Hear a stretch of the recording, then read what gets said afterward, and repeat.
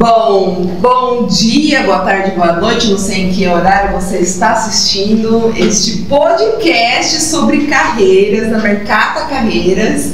É um prazer estar aqui, poder compartilhar conhecimento com vocês. E hoje, gente, eu acho que tenho a impressão de que esse será o podcast mais nerd que eu vou participar da minha vida.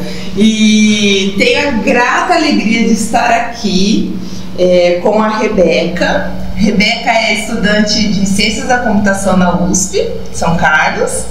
Tem o Luca, que é estudante de Engenharia da Computação pela Federal de Curitiba, certo? Paraná? Federal do Paraná, é isso? O TF é Universidade Tecnológica Federal do Paraná. Isso. E o Pedro, sou o chefe, que já tem a liderança no nome dele, né, Pedro? Só no nome. Ele trabalhou comigo na Caixa por alguns anos e hoje ele trabalha na Microsoft. E o nosso intuito aqui hoje é trazer informação para quem? Para quem está vislumbrando a carreira seja de engenheiro, de algo dentro da TI, de trazer essa informação para o que esperar, o que vai viver, expectativas versus realidade, e também vislumbrar algumas trilhas, algumas coisas alguns insights que podem fazer sentido para você que está iniciando nessa carreira, ok? Rebeca, fale o seu nome completo, sua idade. Apresentação inteira. Então, prazer, meu nome é Rebeca, falo meu nome inteiro, Vieira Carvalho, e eu tenho 21 anos e estou no 4º ano do curso de Ciências da Computação, e eu também faço estágio na XP Investimentos.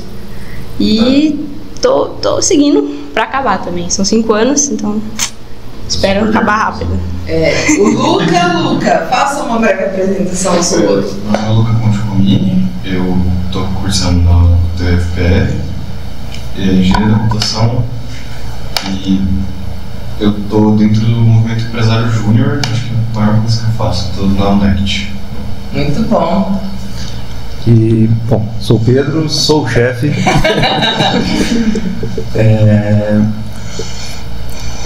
Formei já faz certo tempo, então não vou pronunciar o tempo, mas fiz Unesp, Sistema de Informação, e atualmente estou trabalhando na Microsoft, faz 3 anos que eu estou lá. Tive aí uma oportunidade desde o começo de estar inserido na área de tecnologia desde 2005. Muito bem.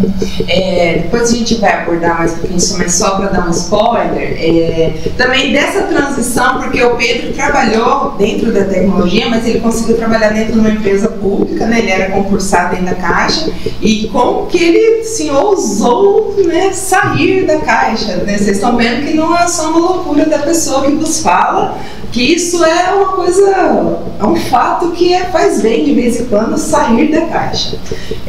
Bom, vamos a algumas. Eu queria que vocês falassem um pouco assim, por exemplo, o Luca e a Rebeca, nós fizemos um pequeno direcionamento de carreiras quando a gente fez o IES, o Guia de Carreiras, lembram? E o Pedro, fala aí um pouquinho assim, o que vocês tinham de expectativa antes de entrar na faculdade? Vocês já sabiam, tinham certeza, eu quero, já sonho? O que era a expectativa que vocês tinham aí antes da faculdade? Eu começo, beleza. Antes da faculdade eu tinha feito o curso de informática no CTI, que é um colégio técnico aqui. Então eu meio que já tinha uma ideia do que era programação, mas antes disso eu acho que nem cogitava assim essa área. Pra mim, eu lembro que eu era menor, eu pensava, acho que eu vou fazer um curso que não existe ainda. Ficava pensando se será uma possibilidade. E já existia, mas eu não conhecia direito. E a maioria das pessoas não é um curso que hoje em dia está mais famoso, né? Mas quando eu era criança não era uma coisa que eles falavam, não, você vai ser cientista da computação, não falavam sobre isso. Mas quando eu fiz o CTI, eu acho que eles abordaram muita coisa relacionada à computação e programação em específico. Inclusive, acho que a base, assim, eu peguei no ensino médio, que foi quando eu fiz. Então, eu tinha uma ideia do que era. Quando eu fui fazer a faculdade, não era tão diferente assim do que eu pensava que ia ser. Porque, assim, quando eu fiz o ensino médio, eu falei, nossa, o que é muito legal, eu vou trabalhar com isso. Eu achei muito interessante.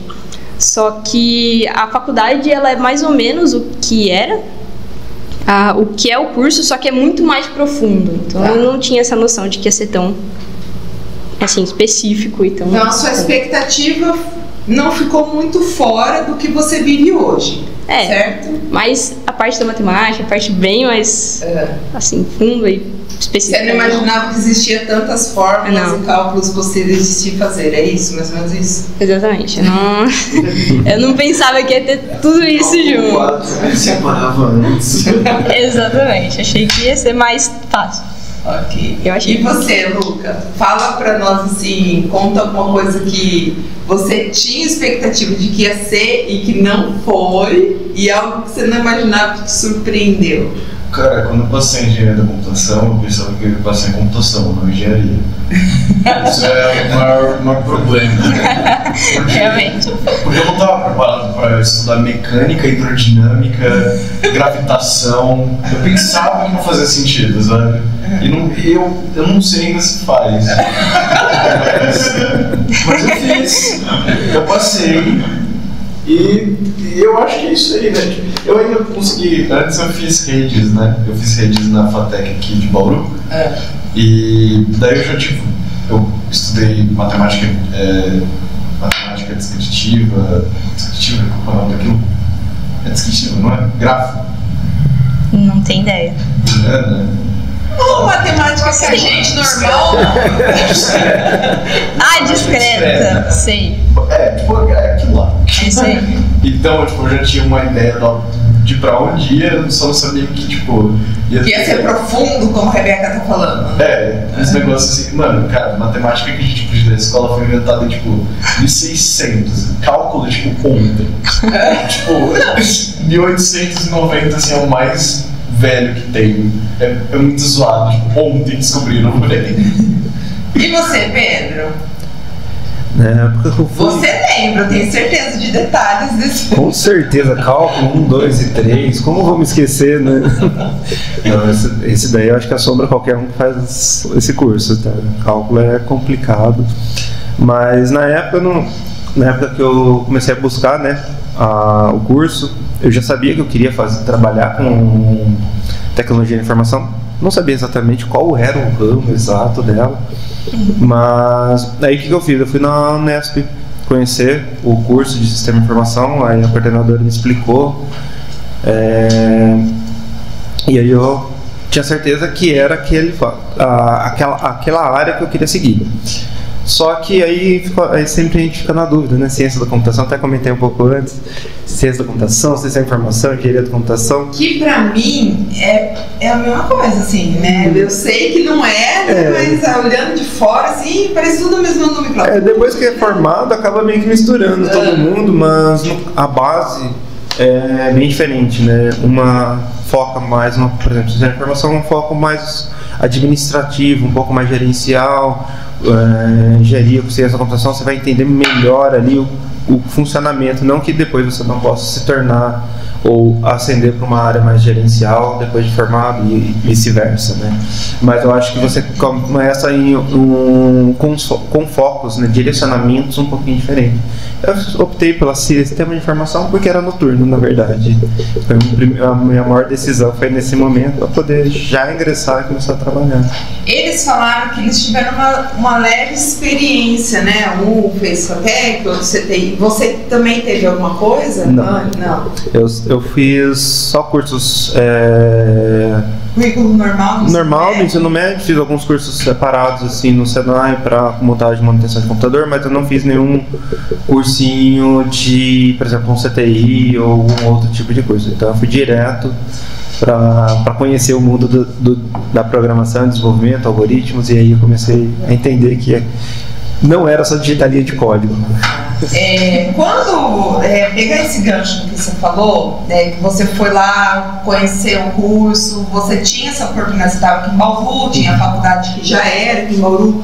E até por conta, por exemplo, eu falei que para mim é tudo a mesma coisa, tudo dentro da área de TI, mas vocês estão falando de que existem diferenças, e são diferenças às vezes grandes entre um curso e outro.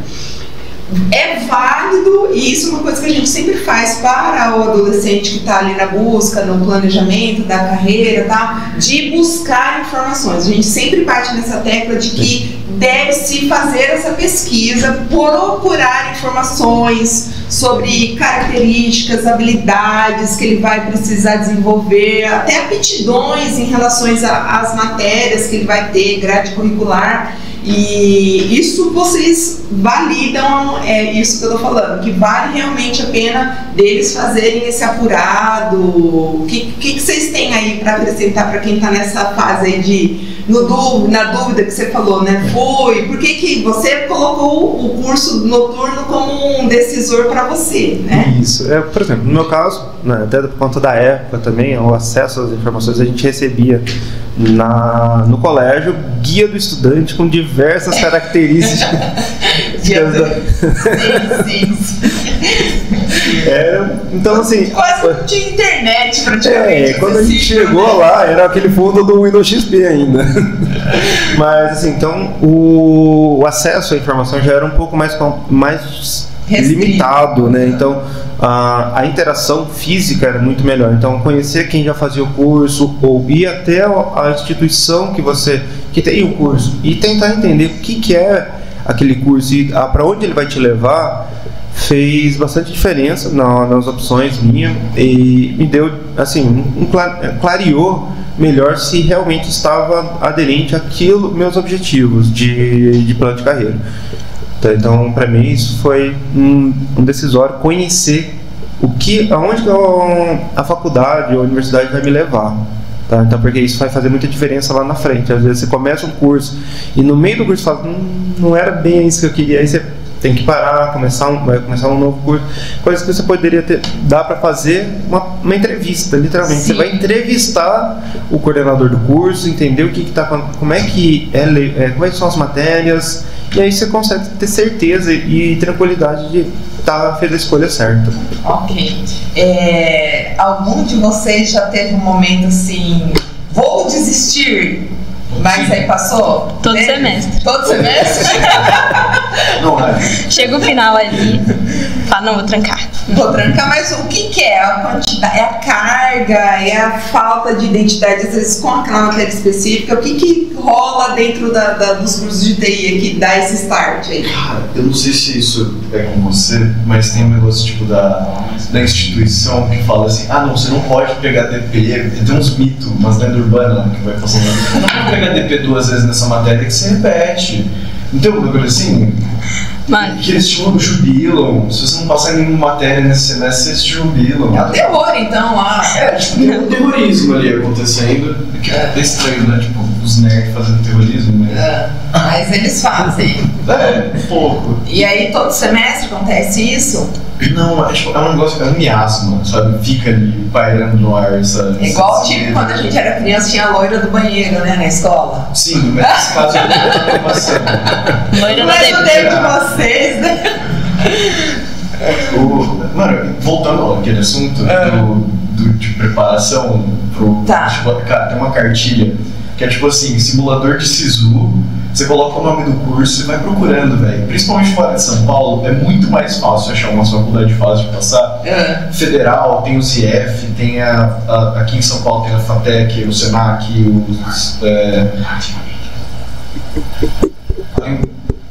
tem bastante coisa ali de tipo jeitos de você achar uma faculdade que cabe a sua realidade material, tá ligado? Tipo, se você tem uma família que vai te dar suporte, se você vai trabalhar, esse tipo de coisa. Aqui mesmo em Bauru, teve muito curso que não teve aluno suficiente na FATEC e teve que fechar, sabe? Tipo, tem oportunidade, só que você tem que procurar, principalmente no SISU. No SISU tem muita vaga para tanto curso. E tem cursos paralelos também, tipo, até você fez sistemas, né?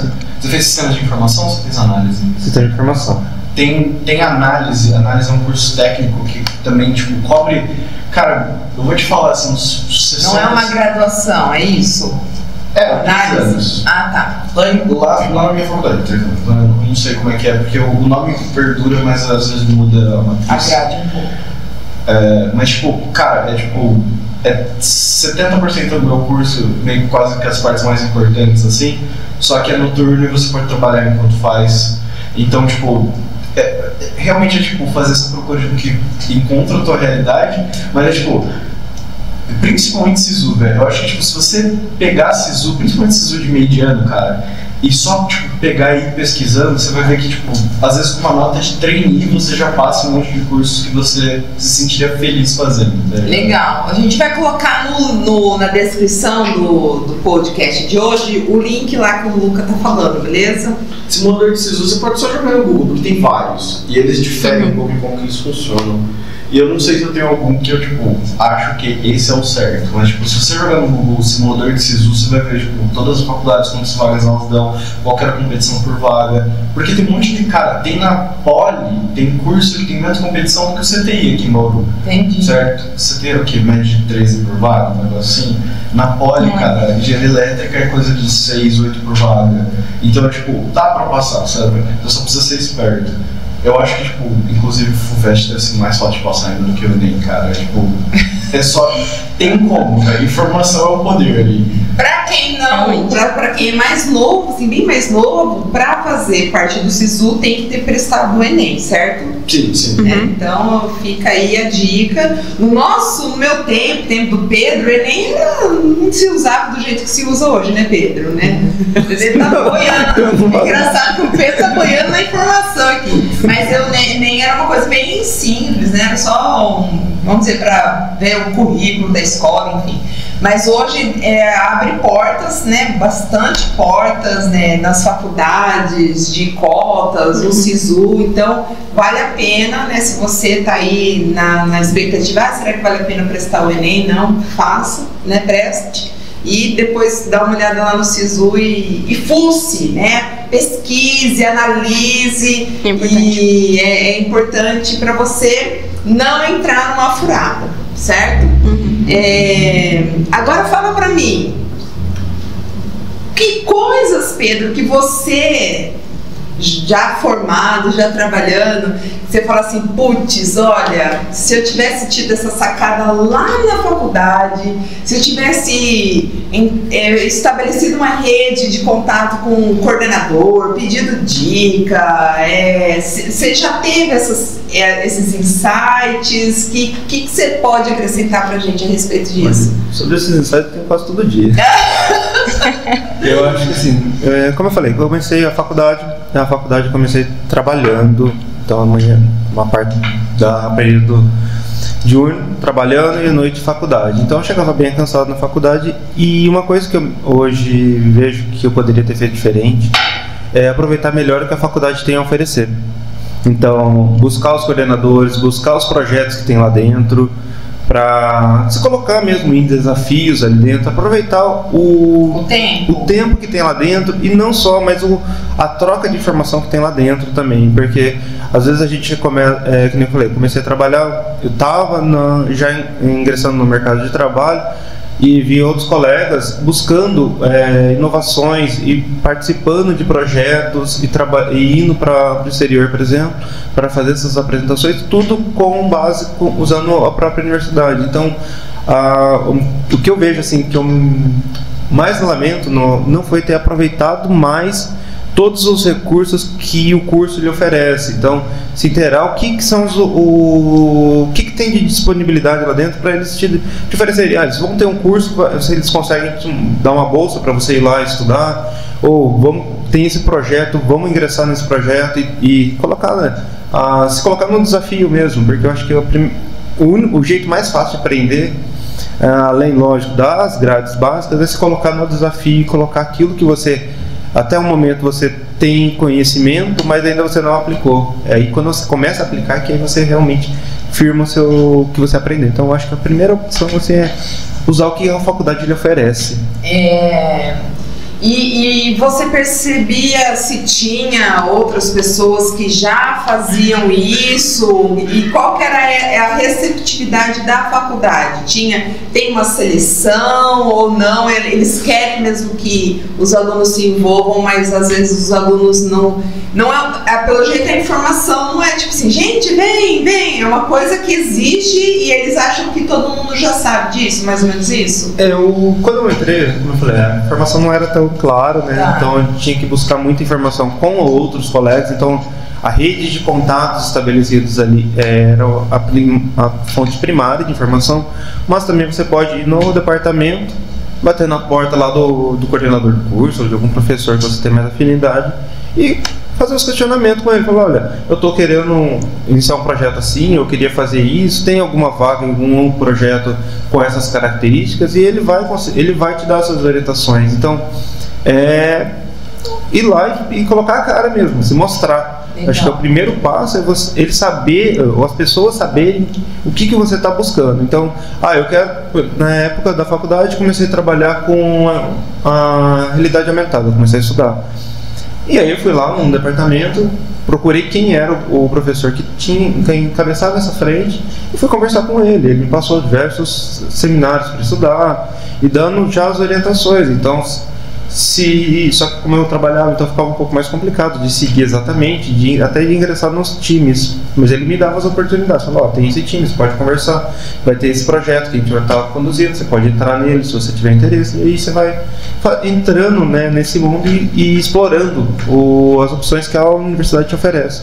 Isso tudo vai enriquecendo no futuro para você. O Luca, Rebeca, vocês percebem? O Luca falou que está trabalhando dentro da faculdade ali como empresa júnior, né? A Rebeca já está fazendo estágio. Vocês têm essa iniciativa? Vocês têm percebido entre os seus colegas? Como que rola aí para vocês? Então, lá na faculdade tem muitos grupos de extensão, que é como a gente chama. E eu acho que é exatamente essa questão do time. Só que acho que pelo menos lá é uma coisa muito mais difundida. A gente conhece muitos grupos de extensão e cada grupo tem uma área em específico. A gente até fala que quando você entra em todos os grupos e vê qual que você mais gosta. E eu acho que justamente essa questão da computação, por ter várias áreas, cada grupo tem um foco em específico. Então muitas vezes, eu quero descobrir essa coisa aqui. Aí você vai, faz o grupo de extensão e lá tem vários projetos, tem as pessoas que estudam sobre isso. E aí você é inserido e você fala, não gostei.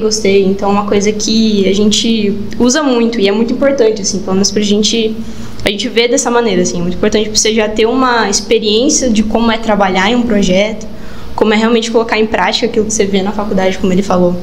Então, realmente é uma coisa muito importante lá e que a gente conhece bastante. Então, sempre no começo do semestre tem esses processos de ingresso, né? Tem até uma feira que mostra todos os grupos, então acho que pelo menos não sei quanto tempo passou até quando você fez, mas acho que eles viram a importância do grupo, pelo menos lá na minha faculdade. E é bem difundido isso, assim, né? Os professores, eles incentivam bastante a gente fazer esses grupos.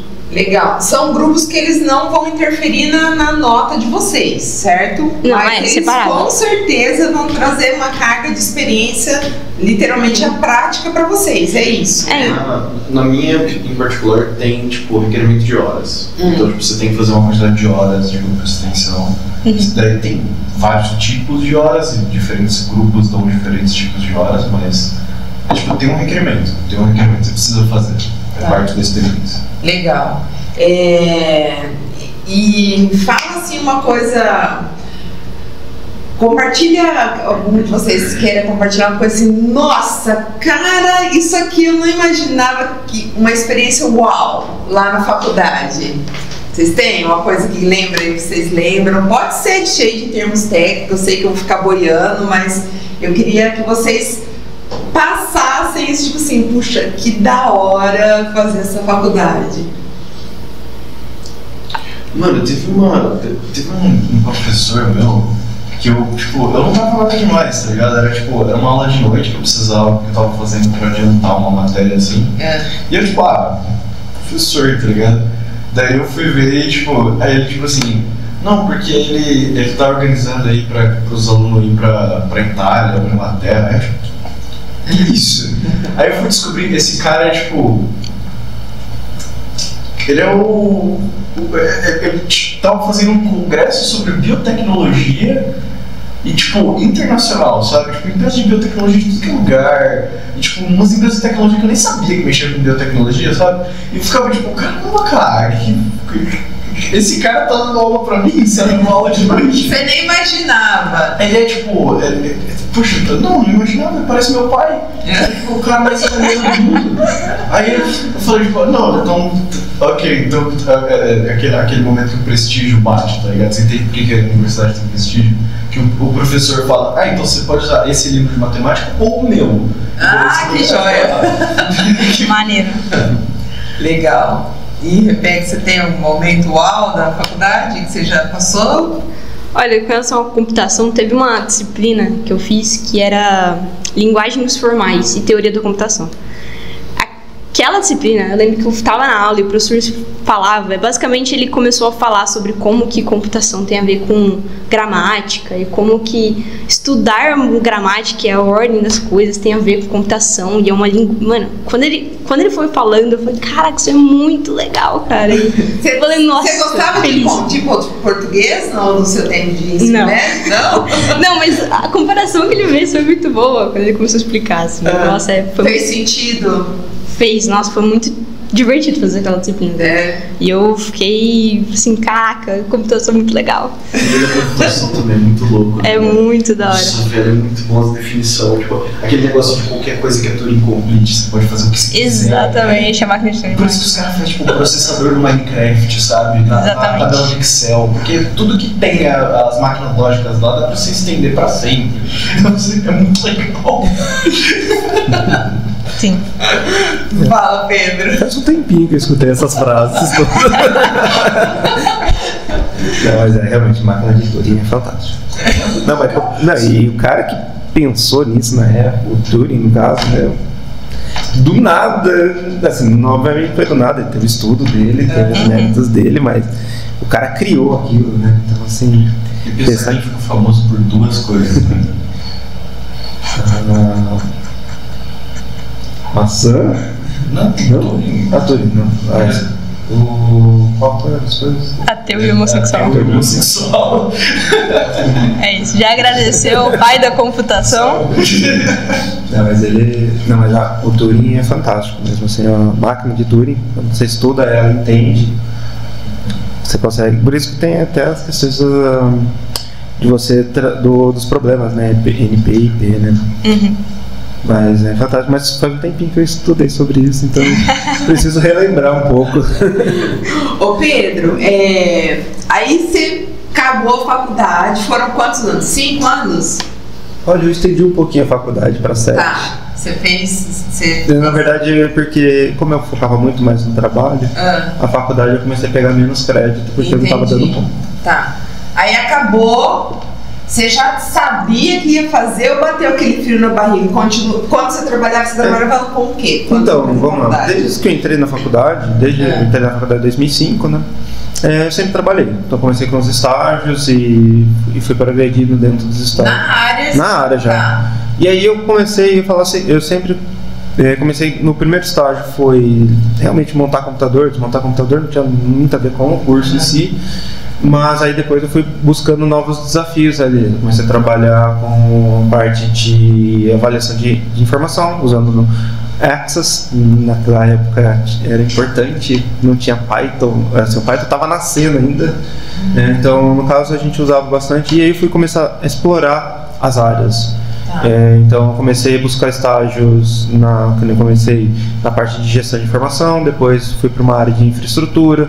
Busquei estágio depois para trabalhar com programador, na época PHP, JavaScript. E sempre, durante toda a faculdade, eu tive envolvimento já com trabalho. Então, na hora que eu terminei a faculdade, na verdade, eu já estava trabalhando, já estava na área. Então, não bateu aquele... segurança. E agora, o que eu vou fazer? Porque eu já estava ingressando e já estava num ciclo já de buscando. Mas o que me pegou muito foi... realmente, terminei a faculdade e será que é o que eu fiz realmente era o que eu queria, né? Então... Deu sem segurança? Deu, na hora que eu terminei. Na hora que eu terminei a faculdade... Você vai chegar. Vai chegar. É só no final que tem. Olha, tá vendo? É bom vocês ouvirem isso, porque se bater e essa insegurança, vocês verem que é normal. É normal, tudo porque bem. assim, quando você está ainda estudando, você ainda está com aquele título, sou estudante. Depois que você termina o curso, você não tem mais um estudante. Ou você está empregado, ou você está desempregado. E assim, beleza, ok, eu fiz o curso. Será que tudo isso que eu estudei era realmente aquilo que eu queria? E mesmo já trabalhando, estava trabalhando desde 2005, me formei em 2010, 11. Então, já trabalhei todo esse tempo, já estava envolvido na área, mas ainda bateu um pouco de insegurança. Poxa, podia ter feito outro curso, podia ter feito ciência da computação, talvez. Será que eu seria mais feliz? Será que eu teria mais preparo para o que eu estou desempenhando? Então, assim, bateu um pouco de insegurança aí. Qual foi a minha... Sua sacada. Foi exatamente pegar o que eu não sabia, o que eu achava que eu deveria ter estudado de outros cursos e começar a estudar por conta. Legal. E isso, como eu brinquei, pro resto da vida. Então a gente sai da faculdade e fala, não, agora parei de estudar, não vou mais ver sobre álgebra linear. Depois de um tempo estava lá eu estudando álgebra, tentando lembrar como é que funciona a álgebra. Já não vai embora. Não vai, dependendo do que você vai fazer na vida, não vai. Você achou que você ia se livrar do Se alto for valor? trabalhar com dados, Trate ela com carinho agora. Eu sou de matrizes, faz sentido. Vai beber torto pro resto da vida. então, e a gente bateu um pouco de insegurança, assim, na hora que eu peguei o diploma, mas aí eu entrei em outros desafios e passo rápido por causa desses desafios. Então, assim, eu tinha um problema a resolver que eu olhava e falava, cara, isso daqui eu não estou preparado, vamos voltar para a bancada, vamos estudar um pouco e voltar. Então, assim, bate um pouquinho, mas não desanime, tá? Vai dar certo. Ô Pedro, a caixa apareceu como na sua vida? Como que você falou assim, vou fazer, porque você entrou como um bancário normal, certo? Sim, então vamos lá. Trabalhei desde 2005 com TI. Toda a minha vida só mexia com computador e não era uma pessoa boa para lidar com pessoas. Eu gostava de lidar com máquina. E num dos meus estágios, né, no meu período, e até virei terceirizado, eu trabalhei em um outro banco, que foi depois adquirido pelo Banco do Brasil. E aí alguns colegas falaram, não, presta o concurso do Banco do Brasil, que quando você entrar no Banco do Brasil, a gente puxa. E aí eu estudando... Existe uma carreira lá dentro da área de TI, de Isso, falar essa informação. Exato, e eu sabia que dentro dessas... Como eu já trabalhei e eu já sabia como é que funcionava dentro do banco, eu sabia que tinha as áreas especializadas. Então, na hora que eu falei, vou prestar o concurso, eu precisei da Caixa primeiro, antes do Banco do Brasil. E aí a Caixa me chamou primeiro. Aí eu falei, já passei, vou para a Caixa. Então foi mais ou menos nessa ideia. Eu foquei em uma coisa e a cabeça caindo em outra. Mas não era a minha primeira opção, mas aí eu gostei mais da Caixa, até porque estava aqui. Só que entrou um segundo desafio na minha vida profissional. Eu entrei na TI, eu entrei na agência. E eu estava atendendo pessoas ali. Então, assim... E foi interessante, porque o que eu aproveitei? Toda a experiência que eu tinha de tecnologia, como é que eu conseguiria trazer isso para atender as pessoas de uma maneira mais eficiente? Então, a gente acabava desenvolvendo ali os programinhas que não era muito recomendado pela área de TI, mas a gente acabava resolvendo os problemas que tinha lá dentro. E você acabava eu acabava usando as habilidades que eu já tinha adquirido num setor na qual eu estava totalmente perdido, não sabia muito bem como lidar. Então a Caixa ela veio nesse momento. E aí, depois que eu entrei na agência, eu falei, não, tem que ter uma área de tecnologia aqui dentro. Aí eu comecei a buscar pessoas e comecei a pular ali dentro até conseguir uma oportunidade de trabalhar depois com você na área de tecnologia. Isso. E aí o Pedro ficou um tempo ali com a gente, trabalhando, né, dentro da área. E ele, assim, essa pessoa super tranquila, mas que tem uma cabeça, assim, muito esperta e inteligente. E graças a Deus ele tem, eu acho legal nele, porque ele tem essa ousadia, né? Ele não fica acomodado com o que ele está vivendo. E ele ousou ir para a nave-mãe. A gente até brincou na época com Star Wars, né, Pedro? E ele foi para Brasília. Você foi até sem função, não foi para Brasília? Você foi como júnior? Eu fui como júnior. Assim, só para vocês saberem, ir para Brasília ganhando como júnior é assim, ser muito corajoso, porque o custo de vida em Brasília é muito caro, né? É quase pagar para trabalhar. Sendo sincero, quase pagar para trabalhar, mas sim, eu fui. A sua esposa foi também? Foi também. Ela também era concursada, falo que era, porque nós dois saímos do concurso. Olha, gente, você é um casal ousado. E a gente foi para Brasília e justamente assim, porque eu nunca gostei de... Eu gostava de desafios, sempre busquei ver até onde eu conseguiria chegar com aquilo que eu sei. Então, sempre me envolvi em projetos, às vezes... maior do que eu deveria envolver, ou dava cara, porque da experiência que eu tive na universidade, na qual eu não participei de alguns grupos e outros projetos, eu falei, não, agora eu quero isso, porque eu vi o pessoal fazendo e falo, nossa, é tão legal, porque eles saíram com conhecimento muito maior daquilo, o entendimento maior do trabalho em si, né? Então, se envolver foi uma das coisas que eu coloquei de meta na minha vida. Então sempre eu estava buscando, né, novos desafios. Então a ida para Brasília foi num desses desafios de falar, vamos ver até onde que eu consigo chegar, mesmo que no começo ali fosse difícil, né, o custo de vida é extremamente alto, mudar para uma cidade. Satélite. Eu fiquei no plano, mas eu estava falando da distância de Bauru para lá, são mais de 1.000 quilômetros de chão mesmo. E não tinha ninguém que conhecia ali perto, só conhecia o pessoal do setor ali depois de um tempo. E, então foi um desafio para nós dois, muito grande, mas foi bem... A gente aprendeu muito. Então a gente conseguiu... Tanto eu quanto a minha esposa, a gente lá em Brasília, a gente conheceu diversas pessoas de diversos setores e sempre colocando a cara, tapa ali, às vezes dava certo, às vezes dava errado. O bom é, se der errado, é não olhar o erro, mas sim por que não funcionou e como eu posso melhorar depois. Então sempre a gente estava nessa rotina e deu certo. Alguns insights aqui, né, voltando assim para o que eu trabalho, né? Essa questão que você falou, né? Eu não gosto de trabalhar com pessoas, e geralmente é uma característica que as pessoas têm, ou elas têm mais facilidade de trabalhar com pessoas, ou ela gosta de ser analista de dados, né? De ter focado mais em tarefas. Mas é legal você falar, porque às vezes a pessoa ela se rotula, eu não gosto de interagir com pessoas, eu não gosto, né? Mas você buscou, né, dentro ali da agência que tinha o atendimento em si, né, de dar um suporte dentro do que você tinha, né?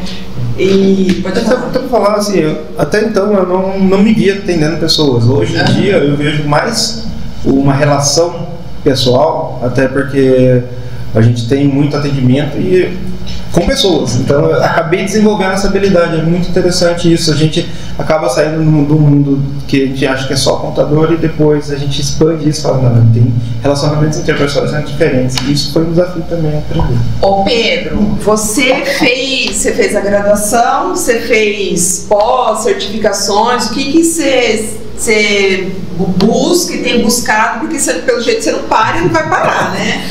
Como eu falei, depois da graduação a gente continua estudando mais do que na graduação. Então. Lamento. Você achou que você ia jogar videogame? A graduação foi. Na hora que eu olhava assim, eu falava, nossa, realmente era tão tranquilo essa época. Mas a gente começa, por exemplo, a buscar uma pós para focar num trabalho maior, ou se especializar em alguma área que a gente não conhecia. Certificações de mercado. Então, quais certificações aqui que vai me ajudar a deixar mais bonito o meu currículo? Porque a certificação, na verdade, ela vai te ajudar a chegar até um processo de entrevista. Tá. Ela vai te dar esse carimbo de, olha, ok, ele passou por um processo aqui de avaliação e tem tem os conhecimentos necessários para obter essa certificação. Aí depois você vai demonstrar isso na prática. Então você continua. Então, por exemplo, eu tenho todo ano, eu tenho as minhas certificações para renovar, tenho mais as certificações novas a retirar para poder se manter atualizado. Estou começando agora em março, estou começando o MBA. Eu tenho a vontade de fazer um curso, um mestrado.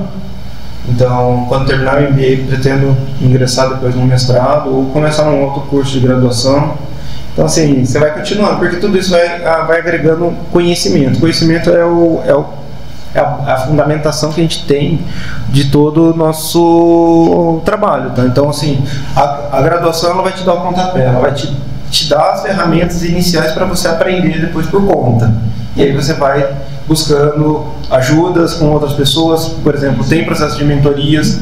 Mesmo depois de tanto tempo, continuo com mentores me ajudando a caminhar na minha carreira.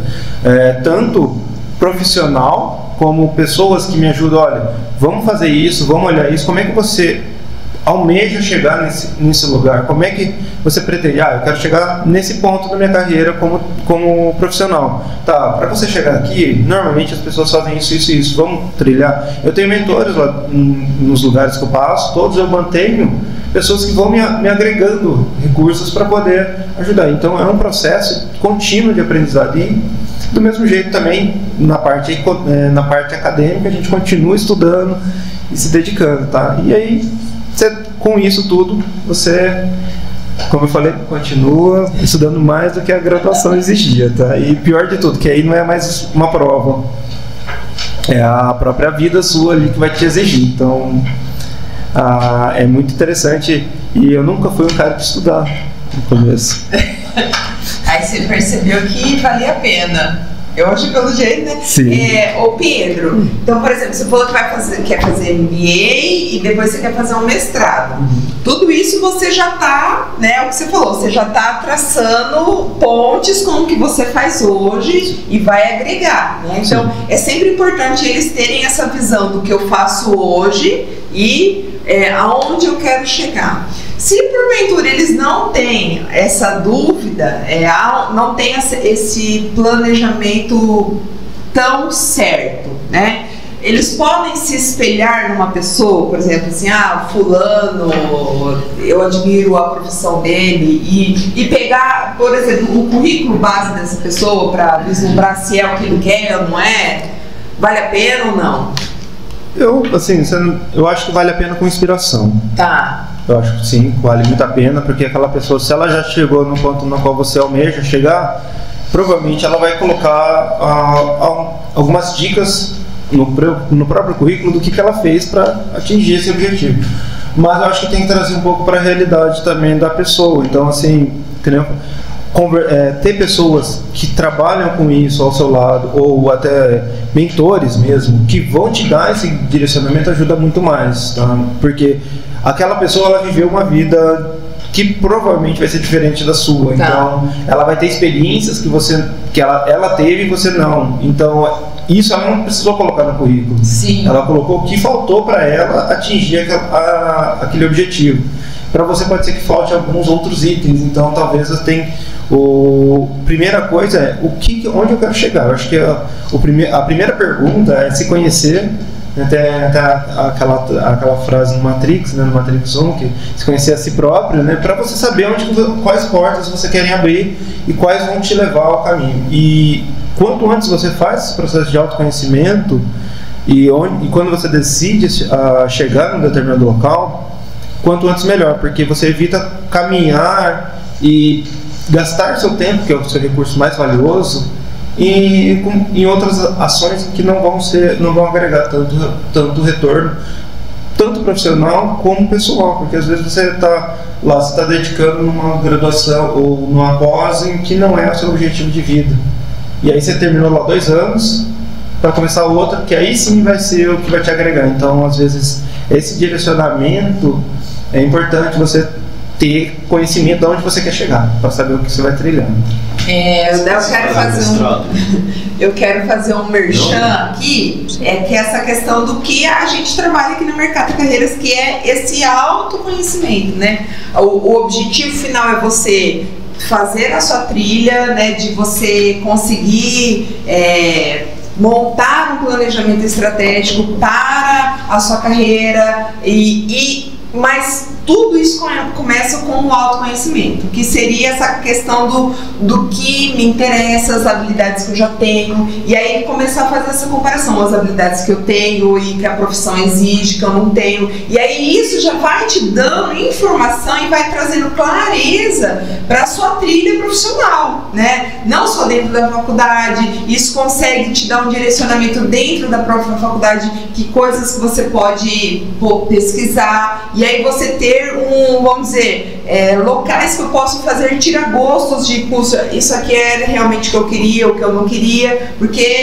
estar na faculdade é um momento de você começar a ousar a entrar no mundo da prática, não só esperar acabar a faculdade, né? Mas você tá dentro ali, ver isso como uma oportunidade, tipo assim, eu estou aqui, agora é a hora de errar, né? De errar, vamos dizer, errar intencionalmente, tipo assim, não se importar se vou acertar de verdade, mas se eu errar, eu estou respaldado porque eu ainda tenho um tempo que eu tô segurado, né? Beleza, melhor errar agora dentro da faculdade do que depois, né? O estrago é maior, né? O Pedro falou a questão o tempo é o nosso bem mais precioso que a gente tem, porque não volta, né? E olhando aí, vocês estão falando, vocês já têm esse vislumbre de quero, não quero, ou não chegou ainda? Quer fazer uma pós, quero não fazer? Cara, eu penso em fazer mestrado só porque, tipo, parece uma boa decisão, porque, tipo, Curitiba é uma cidade muito boa, e a UTF é uma faculdade muito boa em Curitiba. Então, se houver a oportunidade de trabalhar e fazer mestrado ao mesmo tempo, eu acho que é capaz de valer a pena. Porque engenharia da computação, sabe, tem muita porta que abre se você for um ótimo engenheiro da computação. Então, isso entra na minha cabeça. Eu não sei se vale a pena, porque, a propaganda que fazem é que não vale mais a pena, né? No mercado de trabalho, falam que, você vai ter muito mais dificuldade de ser contratado. Falam que, só de você ser engenheiro, né, de você ter CREA já é difícil de ser contratado. Mas eu não sei, cara, eu sinto que nem que seja só para enriquecimento pessoal, tá ligado? Só, saber o que tá acontecendo mais perto da ponta, vale a pena, sabe? Então, mas isso é pro futuro, né? Eu ainda tenho uns anos pra decidir isso. Mas talvez o que o Pedro tá falando, de você buscar informação dentro do que você já tem hoje, né? O coordenador, eles estão... devem ser as pessoas municiadas para trazer resposta para esses questionamentos. Rebeca, você já tem uma estratégia aí planejada? Não? Não. Eu não. É nesse negócio, a gente sempre acha que tem mais tempo. Entendi. Aí eu acho que eu tenho mais tempo. Mas essa questão de mestrado e de vida pós, né, graduação é uma coisa que, sinceramente, eu não penso muito, mas eu vejo muita gente fazendo. Eu acho que as pessoas que eu conheço, que são as pessoas que eu falo, caramba, essa pessoa é muito boa e ela é muito, assim, top, assim, o que eu queria viver, assim, eu acho que todas elas fazem essa questão de mestrado, elas sempre buscam alguma coisa a mais, algum curso, alguma coisa mais específica. Mas eu pessoalmente não sei se eu encontrei ainda direcionamento exato da área da computação que eu gostaria de fazer isso, sabe? Eu acho que é bem essa questão que ele falou, de buscar mais e achar realmente o que você quer fazer para não perder tempo, sabe? Eu acho que eu ainda não encontrei aquilo que eu quero me especializar e aquilo que eu quero seguir, porque são muitas coisas que tem e muitas pesquisas diferentes, e eu acho que eu não explorei muito essa parte, sabe? Mas eu vejo como algo importante, assim, apesar de tudo.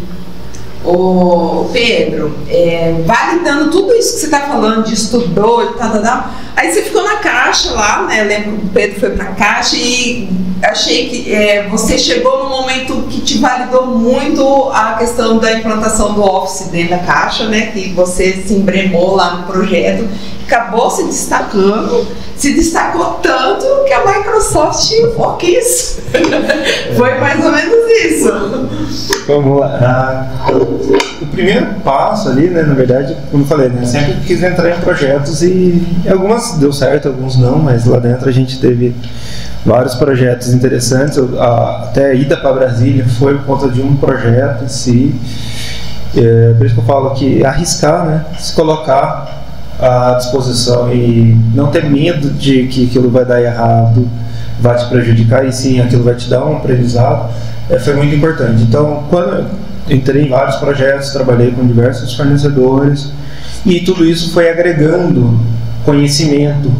Então, durante esses projetos, teve projetos que eu entrei e eu não fazia ideia de como é que era toda a estrutura. Então, fui, estudei. Eu lembro muito bem, teve um trabalho que eu fui para lá, eu não fazia ideia do sistema que eles estavam colocando. Comprei livros, passei a madrugada no hotel, antes de ir, estudando. Então, tudo isso foi agregando conhecimento. Então, até que eu consegui ter uma experiência profissional que é exigido, um currículo, conhecendo as pessoas, a rede de network é muito importante. Então, tive bastante contato com as pessoas lá dentro, para até tirar dúvida, saber como é que é para investidor do cargo. Não foi a primeira tentativa que deu certo lá, eu me apliquei em 3 vagas. 2 eu cheguei na entrevista, né, e uma delas era uma área de vendas na qual eu não tinha experiência nenhuma. Então eu falei, olha, mas eu preciso de alguém com experiência. Eu falei, ok, então nesse caso não deu fit, não deu match essa vaga para mim. E a outra era uma experiência mais técnica que eu tinha, então aí juntou. Então toda essa trilha me levou, né, a ter uma bagagem de conhecimento e relacionamento em que eu conseguia obter. Relacionamento é importante não porque essa pessoa vai te colocar lá dentro, mas ela vai te dar, como eu falei, ela vai te dar insights do que você precisa para a investidura naquele cargo ou naquela função. Porque às vezes a gente de fora olha, você olha que, nossa, tem N requisitos, né? Mas calma, vamos lá, vamos avaliar com calma. Aí você senta, a pessoa fala, não, isso daqui você nisso daqui que eles estão esperando que você sabe, sim. E aí você vai fazendo check. Então, tudo isso foi dando subsídios, né, até o momento ali da investidura e chegar a cartinha lá de job offer, né, que é o momento que bate, foi o segundo momento que mais me deu, digamos assim, insegurança depois da graduação. Que foi o momento que eu recebi a job offer para poder trocar, né, de empresa. Eu lembro quando a gente trabalhava lá, o Arnaldo, que era o nosso gerente, ele sempre falava, porque assim, tem vamos dizer, uma lenda urbana de que trabalhar dentro da empresa pública, você tá ali e vai ser a questão do QI. Claro que isso ainda existe, né, a indicação, né, quem indica. Mas hoje em dia já existe até dentro das empresas públicas, até porque as empresas precisam se sustentar, né? A concorrência está muito grande, a quantidade de informação que acontece que rola é muito grande, mas eu lembro dele, até na época que o Pedro foi para Brasília, deles sempre falarem, olha gente, se capacitem, né? Ousem, estudem, porque uma hora ou outra você vai dar um match, né? Dá certo. Vale a pena ter esse olhar para o que me tira da zona de conforto, mas não vai ser uma coisa para um lugar desconfortável. E aí conta pra gente como que foi sair da caixa e ir para Microsoft. Vamos lá. Quando a gente tinha vários planos, né? A Pamela, no caso, a gente estava pensando, eu já estava num processo, eu estava dentro da Caixa, já numa unidade como coordenador de projeto, tocando alguns projetos interessantes, mas estava, como profissional, eu achei que eu estava não mais evoluindo na velocidade que eu queria. Tá. Então, esse foi o primeiro ponto. Aí, conversando, a gente falou, não, vamos deixa eu ver como é que tá no mercado, tá? Minha vida.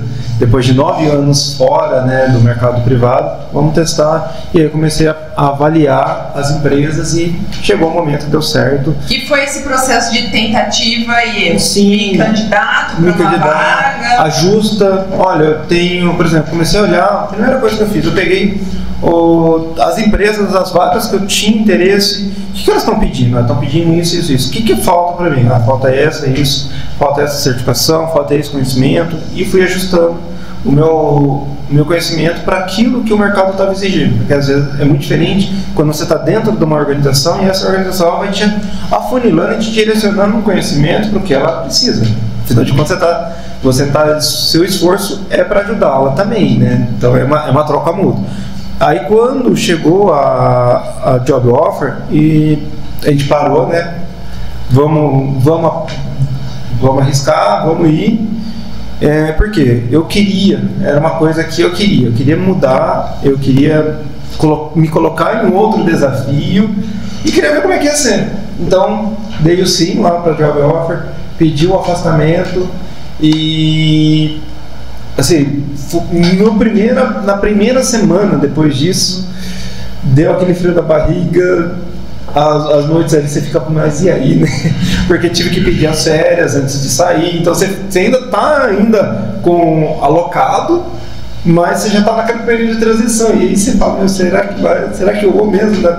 E deu todo o frio na barriga, e eu falo, enfrenta, que se sua decisão no começo foi se aplicar, é porque você já fez uma prévia análise antes de por que você deveria fazer.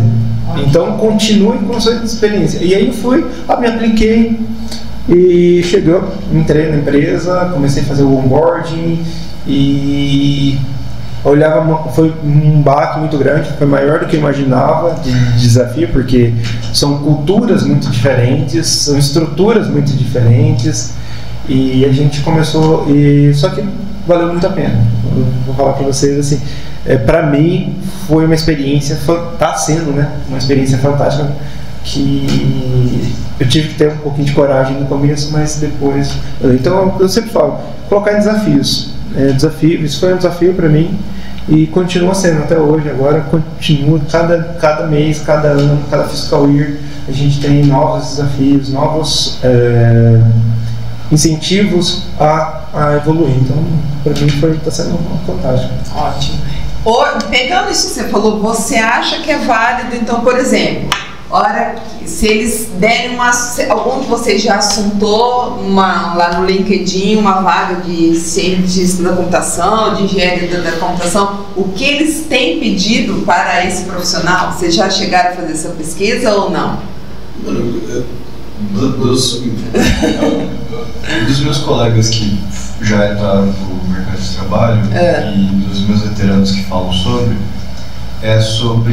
experiência com o mercado dentro da faculdade. Então, é sobre experiência, quanto tempo de coisa você tem. Tá. Se você tem uma amiga que acabou de entrar numa empresa de crypto exchange, ela comentou que, o tempo que eu passei no movimento acadêmico, na empresa júnior, no estágio, tudo isso foi, os decisores, tá ligado? O meu curso era, que me permitia competir pela vaga e essas coisas foram que decidiram. Ah, legal. Também, como é que você já tem esse olhar aí, dessas espiadas aí, do que está acontecendo fora dos muros da faculdade? A gente sempre fica vendo, principalmente por causa dos nossos veteranos. A gente vê eles saindo e entrando em emprego e a gente fica curioso. Mas é uma coisa que é bem difundida, essa questão do estágio, sabe? E para começar estágio, muitas vezes eles veem bastante essa questão, como ele falou, de grupo de extensão. Então, o que você já fez, o que você pode colocar no seu currículo. Então, a gente sempre vai lá, a gente monta o nosso LinkedIn, coisa e tal, a gente fica vendo algumas coisas. E tem uns amigos meus que esses últimos semestres estavam mandando o currículo para todos os lados para tentar arrumar um estágio.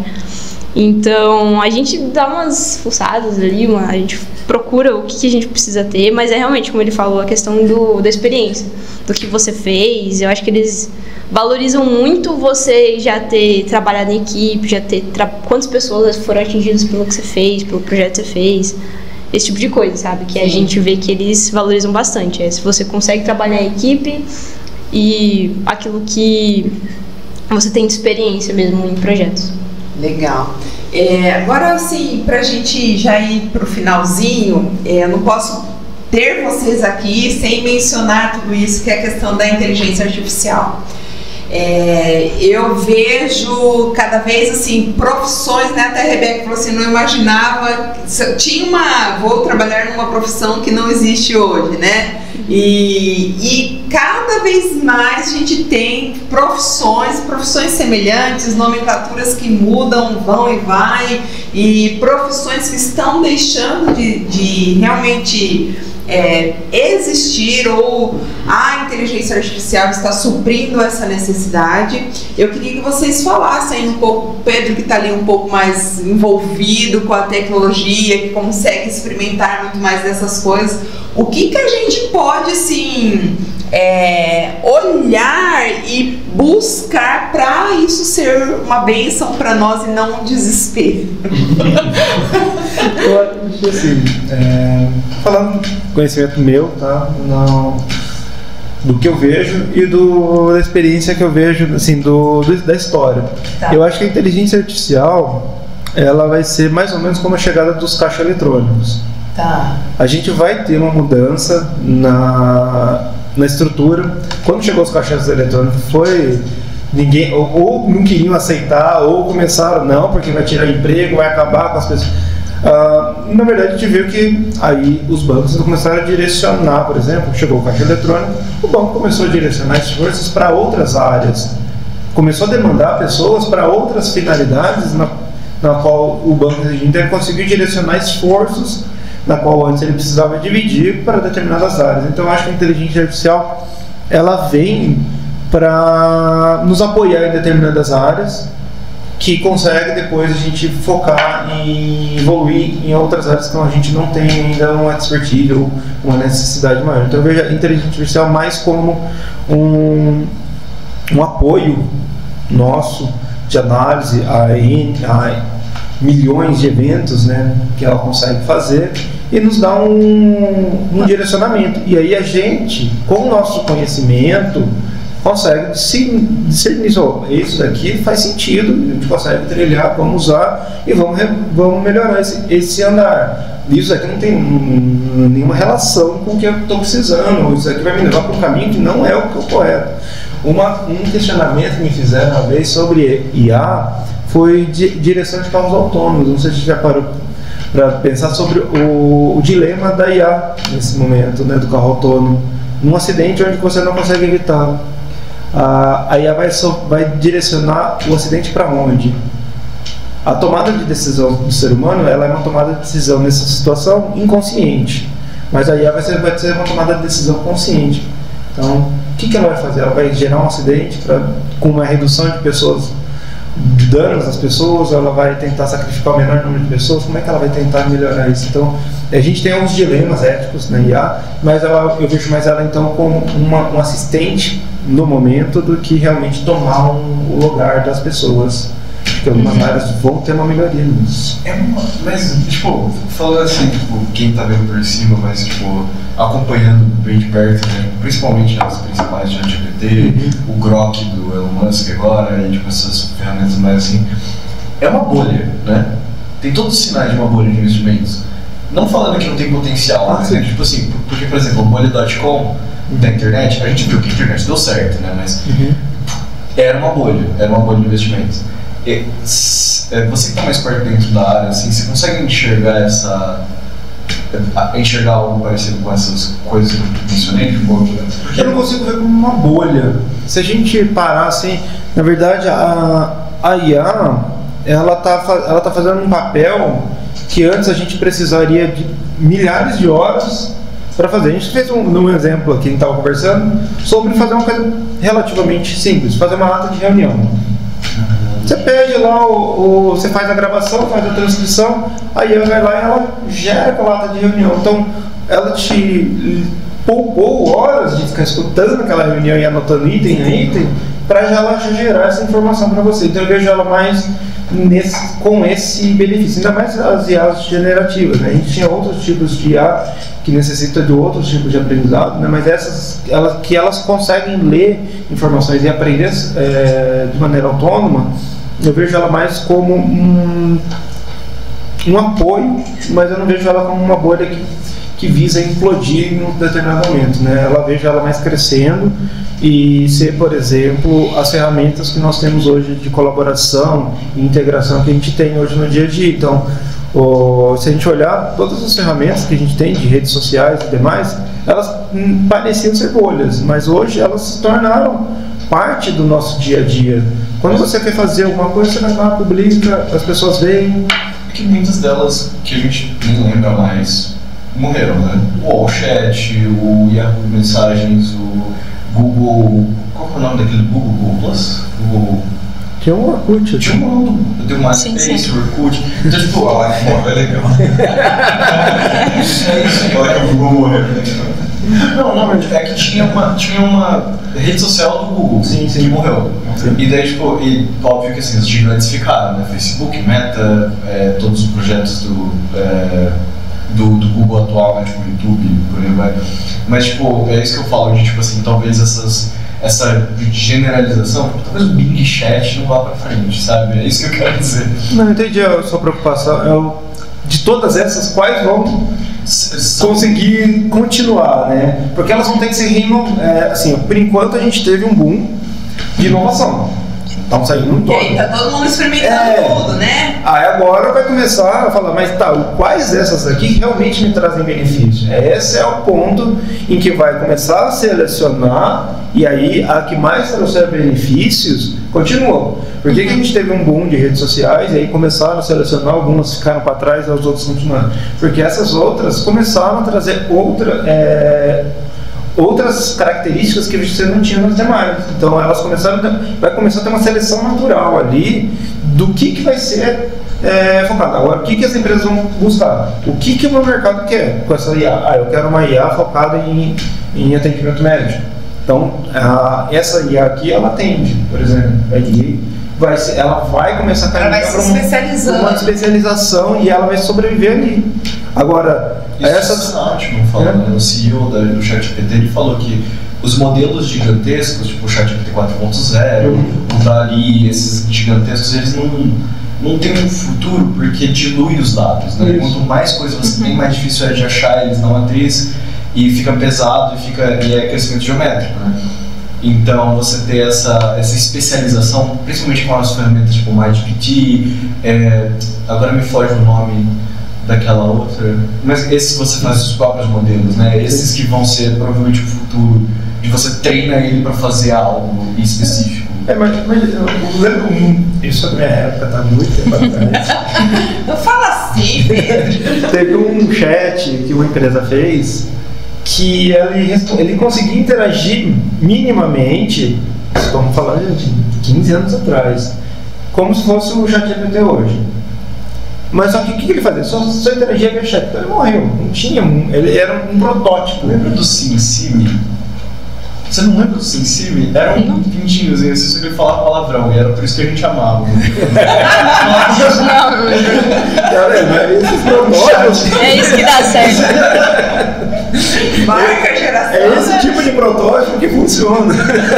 Era um chatinho automático desse que você está descrevendo. Então, mas entendeu? Eu acho que assim, tem esse boom, tem a apresentação dessas IAs, só que a gente começa a ver. Você vai ter uma IA focada em segurança. Minha área de atuação é security. Então, tem uma IA focada em ajudar as equipes de segurança, analisar os eventos de segurança. E elas vão começar, nasceu desse mundo maior. E aí você vai ter essas ramificações, e essas ramificações eu acho que elas vão vir para ficar mesmo. Elas vão ser nosso apoio no dia a dia. Tem gente que menciona sobre, tipo, essa nova curva. Eu não lembro qual é o nome da curva agora, mas que é aquela curva de inovação, que é tipo assim, tem um boom e daí vai sendo implementado. Tem gente que fala que agora aconteceu, teve uma alteração nessa curva, que é tipo, tem o boom das notícias, aí tem implementação, e daí tem outro boom que é tipo, por exemplo, NFTs, não fungible tokens. Foi tipo esse boom de tipo, criamos um mercado novo de investimento em cima desses itens digitais que não são fungíveis e acabou que tipo assim, era uma bolha que explodiu e tipo, só que teve esse boom de propaganda em cima da tecnologia por conta dessa organização da própria economia, que tipo assim, você precisa fazer propaganda do seu produto para vender, sabe? E antigamente tinha esse negócio, tipo, fazer propaganda em nível massivo era muito caro, era muito inacessível. Agora, tipo, dá pra fazer. Se você, tipo, realmente tiver vontade e foco, você consegue. Sim. Então, teve essa alteração da curva de tecnologia. E é isso que eu mencionei quando eu falei bolha. Tipo, essa bolha de interesse. Entendi. Sim, eu acho que a bolha de interesse, a gente vai ter, sim, claro, a gente vai buscar em algumas... Acredito que as grandes Big Techs aí vão buscar cada vez mais como é que a gente traduz essa brincadeira que o pessoal faz, entre aspas. Eu vou lá, peço pro ChatGPT escrever para mim uma tese ou fazer um artigo. Ele vai lá e escreve, beleza. Para mim, então é uma diversão para o pessoal. Eu uso para trabalhar, tá? É legal, é muito útil, mas como é que eu converto isso em produto? Eu acho que todas as empresas, o foco delas vai ser converter isso em produto. Como é que eu consigo usar essa inteligência artificial, por exemplo, para ajudar na diluição de fraudes? Como é que eu uso essa aumentar a produtividade onde é possível. Eu achei bem interessante o que você falou, essa questão de você olhar, mudar o seu foco onde a inteligência artificial não vai, e aí onde é possível ela entrar, você realmente utilizar ela. Porque, por exemplo, eu tenho lá, eu preciso escrever um artigo. Eu conheço muito do assunto. Eu posso usá-la para me ajudar a escrever. Eu acho muito válido, porque em vez de eu sair lendo todos os artigos que eu já passei, por sinal, muitas vezes em todos eles, ela vai trazendo já esses insights e eu vou conseguindo ajustar e ganho o meu tempo, que é o bem mais precioso que nós temos, aplico o meu conhecimento ali em cima e entrego um produto maior, com valor agregado muito maior do que se eu fizesse sozinho. Eu teria um tempo muito maior, logo o custo para essa entrega seria maior também. Então acho que a IA e todos esses modelos, todos elas vêm para ser um apoiador e não um tomador de decisão ainda. Eu não consigo prever no futuro, mas atualmente ela é um apoiador, ela vai estar do seu lado ali. Tem tempo para continuar falando? A gente, como não estamos de tempo... Não, pode falar, pode acrescentar. Mais uma coisa que eu preciso, porque tipo, não tem como falar de IA sem falar de web scraping para construir dataset, né? Tipo, literalmente construir um bot que ele vai passar por páginas da web coletando dados. Agora o Matheus precisa pôr um pontinho de interrogação, se na minha cara é um grilo gritando. Não, tudo bem, mas pode continuar. O pessoal que vai assistir Mas é bom ser didático, né? Você faz um robôzinho, ele vai em vários sites pela internet, de acordo com as coisas que você dá para ele. Você fala, eu quero saber sobre site de receita. Ele vai em todos os sites de receita, coleta todos os dados. Isso ele faz automaticamente. E daí ele vai colocando tudo isso num banco de dados. E daí você usa esse banco de dados para treinar uma inteligência artificial. Isso é web scraping. Quer dizer, um dos usos de web scraping é treinar inteligência artificial. E, óbvio, falando a questão trabalhista sobre o que acontece quando esse web scraping rouba o trabalho de outra pessoa, sem a permissão dela. É público, é realmente público, porque não tem citação. Né? O ChatGPT, por definição, ele não sabe citar. Né? Ele pega dados, embaralha e te devolve algo que faz sentido. Simplificando pra caramba o processo. Mas é que, tipo assim, existe uma questão aí de, tipo, web scraping é um negócio que vai pra frente? Ou será que, tipo, existe um círculo que vai... Porque parece um golpe, né? Parece que estão roubando coisa de outra coisa. Parece que isso é um plágio, né, na verdade, né? Parece muito... Ainda mais arte. Porque a inteligência artificial ainda não é bom e não é muito boa em responder. Olha, no tempo que a gente fazia faculdade, como que chamava aquele negócio que tinha? O Zé Moleza. O Zé Moleza fazia, os outros faziam TCC, trabalho de escola, tudo no Zé Moleza. É como se fosse um chat GPT arcaico, né? Mas acharam uma solução para o Zé Moleza e automatizaram o Zé Moleza.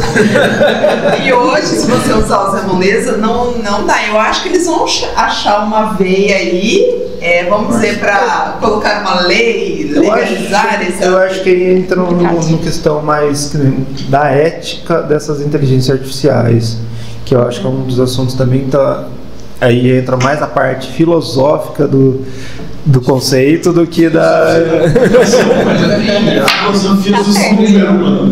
Já tem IA que descobre IA. Então, por exemplo, se eu tiver um texto no IA, ele fala: esse texto aqui é 100% IA. Se tiver 10% de humano, mas aí, considerado intelectual. Então, mas aí você começa essa IA, ela foi treinada usando outras IAs. Então você está copiando os dados dessa outra IA. Aí você está criando camadas de cópias acima das camadas. Isso que está piorando também, né? Porque o ChatGPT tem 2022, né? Ele aprendeu tudo até 2022. Quando ele chegar em 2023, ele vai começar a aprender coisa gerada pelo ChatGPT. E daí vai diluir o banco, tipo, absurdamente, vai virar uma homeopatia, tá ligado? Uma a cada 30 milhões de partes. Então, mas O que eu acho disso? Nada. Eu ia perguntar justamente. Mas sobre IA? Sim. O seu tema, a sua escola, a sua vida. Sei lá, eu acho que IA mudou muito o jeito que a gente vive as coisas. E realmente, eu acho que é uma ferramenta que, pelo meu ponto de vista, tende a se consolidar mesmo no que a gente faz no dia a dia. Pra realmente ser algo, um auxílio mesmo na situação toda. Mas sobre essa questão de ética, é uma coisa que a gente discute bastante, né? Porque tá bem alta. A gente inclusive tem uma disciplina sobre isso, de ética, e a gente conversa sobre isso. Só que toda vez que a gente fala algum assunto, alguma coisa, sempre a gente chega na conclusão que é muito difícil colocar uma lei nisso. É uma coisa muito solta, assim. Como a gente pode limitar isso, sabe? Sem limitar o que a gente está fazendo na ferramenta.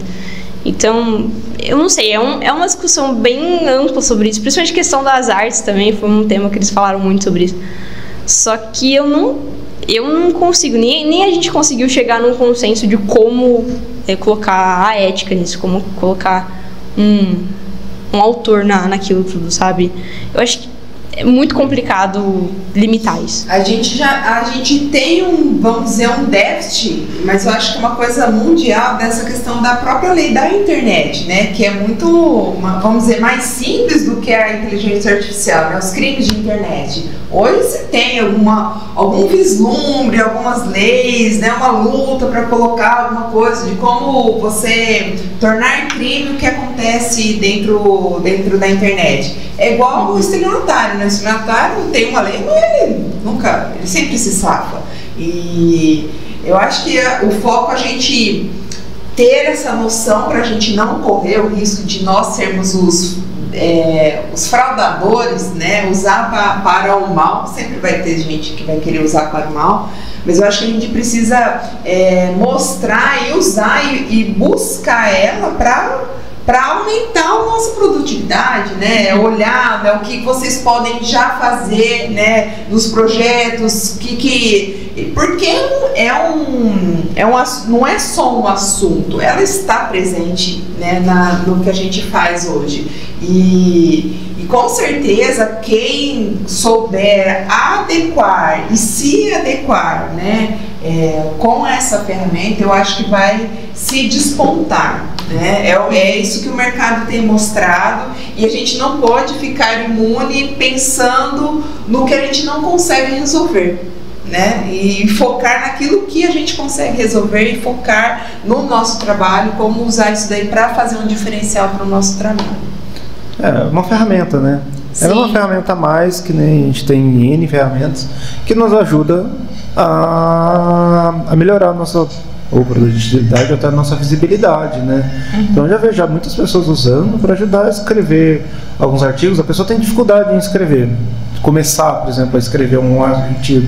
Ela usa, ela ela se utiliza dessas ferramentas para dar esse pontapé e conseguir mostrar as ideias dela de uma maneira clara, coesa, e a IA ajuda. Então acho que assim, não dá para criticar e deixá-la de lado, mas eu acho que o ideal é sempre achar o meio termo e sempre ter a gente ter, né?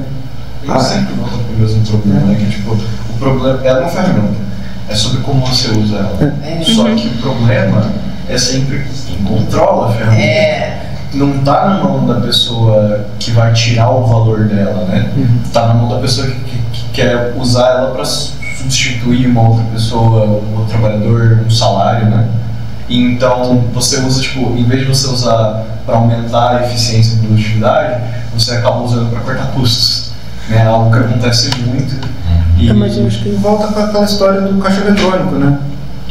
O caixa eletrônico também veio para, entre aspas, no começo, foi para substituir cargos, e aí as empresas elas aproveitaram esses cargos dessas pessoas que tinham aquela função para direcionar para outras atividades internas. Hoje as empresas estão contratando gestores de IA. Eu acho que também entra a questão da visão, né? A visão que você tem sobre o seu trabalho, a visão que você tem sobre o outro, a visão de você olhar para o outro no sentido, se eu estou aqui como líder, eu preciso agregar, né? E facilitar para que a pessoa também cresça, né, de ter esse processo de sair da zona de conforto dela. Falar, olha, a gente vai passar por um processo, mas vamos buscar aqui, vamos se capacitar, né, e ter esse vislumbre perto do que a gente tá vivendo hoje. Gente, eu sei que tá super gostoso, mas a gente precisa chegar aos finais, né, coisas que vocês foram falando, e eu acho que queria que vocês falassem uma, duas palavras, assim, eu coloquei aqui, por exemplo, coisas que a gente precisa trazer desse bate-papo. A questão do autoconhecimento, né? A questão do conhecimento, né? De buscar o conhecimento, a questão de ter conexões, né? De buscar conexões, rede de networking, e a questão de se propor a ter desafios. Eu acho que o desafio traz uma inquietação que às vezes nem sempre é boa, mas eu falo sempre que quando você tem uma situação de risco, você conseguir calcular os riscos, você consegue fazer uma coisa mais, vamos dizer, uma trajetória mais suave. O que você tem para dizer? Uma palavra que te surge aqui, que você gostou, que você leva para você, para o que você vai fazer de agora em diante? Fala, não, esse insight eu não tinha e eu acho que vale a pena aplicar. Eu acho bastante do que o Pedro falou com relação a depois da faculdade, né? Essa questão de ficar buscando alguma coisa, buscando diferentes projetos, diferentes coisas para fazer e nunca se acomodar. Eu acho que é uma coisa que eu já ouvi as pessoas falando também, que você não pode ficar parado, principalmente nessa área de computação, você não pode ficar parado e não buscar a novidade, a coisa nova. Porque como a gente estava falando, inclusive, que essa questão de IA está sempre mudando, computação é uma coisa que muda muito. E se você não estiver por dentro, se você não souber se adaptar, você acaba ficando para trás. Então, eu acho que ele falou mesmo, essa questão de você ter essa ânsia de ver o que está acontecendo, ver mais e buscar mudar e buscar diferentes áreas, diferentes cargos. Eu acho que é bem interessante isso para mim. Acho que eu vou levar para daqui em diante. Muito bom. Você, Luca? Eu aprendi que eu nunca vou poder parar de estudar.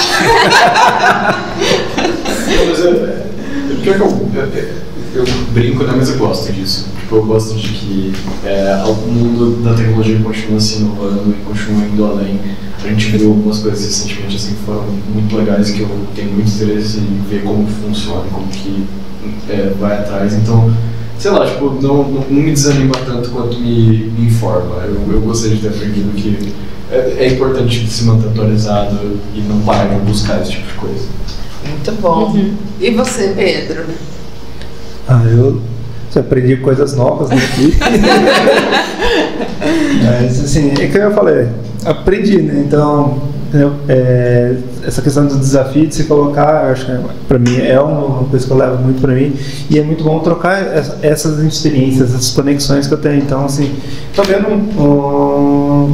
vou conversando com vocês, assim, me desperta outras frentes de conhecimento na qual eu não tinha, assim, e é interessante saber, né, se conectar com vocês. Então, eu levo disso, mais esse aprendizado que eu trouxe hoje para minha vida, e prazer conhecê-los todos. Eu acho que você falou bastante que você sempre procurou network, né? E hoje você meio que foi essa ponte para eles, né? A gente buscou na sua experiência esse compartilhar, né? A gente só tem a agradecer. Quero agradecer vocês, cada um, né?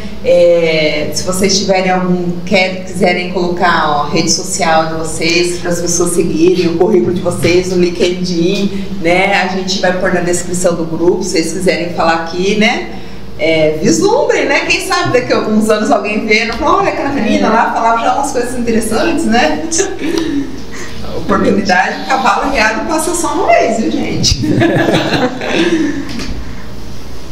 Olha, eu não vou lembrar meu LinkedIn de cabeça, não. Você tem Insta? Tenho. Qual que é o seu Insta? É meio complicado, mas Beca, tipo BECK, Alone. Tudo junto. ALONE. Tá, a gente coloca na descrição. Tá? Isso aí. O Lucão? @lucacomini, com C só, é o meu Instagram. E se for para fazer um plug, queria fazer um plug do MED, o Movimento Empresa Júnior. Eu acho que é um dos melhores lugares para conseguir essa experiência durante o período de faculdade que você tem. É um dos melhores. Muito bom. Pedro, como que a gente te acha, Pedro? Eu sou low profile. Relaxa, eu também sou. Pedro, sou o chefe.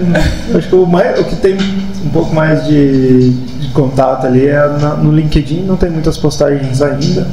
Estou aí com um projeto para esse ano para começar a fazer algumas postagens sobre a área, mas Pedro, sou o chefe no LinkedIn, é o jeito mais fácil. Sou chefe com 2 Fs, né? SOUCHEFF. E de verdade agradeço novamente vocês. Espero que você tenha desfrutado, tenha adquirido conhecimento como eu adquiri. Eu falei pra vocês, e olha, foi um bate-papo. Achei que eles iam usar os termos sim muito mais técnicos, mas foi uma conversa muito gostosa. Vocês acrescentaram muito pra minha vida e eu quero colocar à disposição, se vocês, quando formar, Dani, acabei a faculdade, agora eu quero ter uma outra visão. A gente tá aí, eu acho que a gente sempre pode transbordar na vida de outras pessoas as experiências que a gente passou, tanto boas, né, as que não foram tão boas, o que a gente aprendeu ou não. E se você tem aí desejo de aprender um pouco mais sobre você mesmo, sobre querer traçar uma trilha, né, para sua carreira, sua faculdade, conte com a Mercata Carreira. A gente está aqui buscando conhecimento, a gente estuda, sempre está estudando, né, como o Pedro falou, estudo a gente nunca para, né, as coisas a gente precisa estar antenado com o que está acontecendo, com a expectativa das pessoas, e a gente está aqui como um ponto de apoio ao que você precisar em relação à sua carreira. Alguma consideração mais? Alguma pergunta para o Pedro? Não? Acho que não. Não? Então é isso, gente. Obrigada, e a gente se vê aí, não tem uma regularidade, a gente se vê num outro momento. E eu espero que, se você gostou, compartilhe, né, comente com alguém, conhece alguém que está querendo embrimar na carreira de tecnologia, falou, olha, escuta esse povo aqui que eles andam falando sobre tecnologia, sobre como que foi, qual que é a expectativa e a realidade, e até a próxima.